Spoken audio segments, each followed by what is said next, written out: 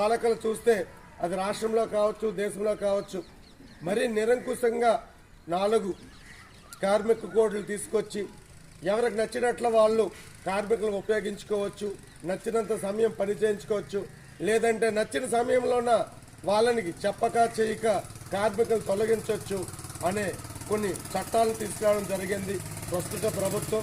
ఇది చాలా దుర్మార్గమైన చర్య, అవి క్యాన్సిల్ చేయాలి. ఇప్పుడు కిరీటం గారు చెప్పినట్లు ప్రతి ఒక్కరూ 2 రకాలైనటువంటి ప్రభుత్వ ఉద్యోగులు ఉంటారు, అదేవిధంగా కొంతమంది ఈ కాంట్రాక్ట్ కార్మికులు ఉంటారు. సమాన పనికి సమాన వేతనం అనేది ఖచ్చితంగా ఉండాలి. ఎందుకంటే ఒకరు ₹1,00,000 అనుభవించి ఇంకొకరికి 21,000 అనేది చాలా దుర్మార్గం.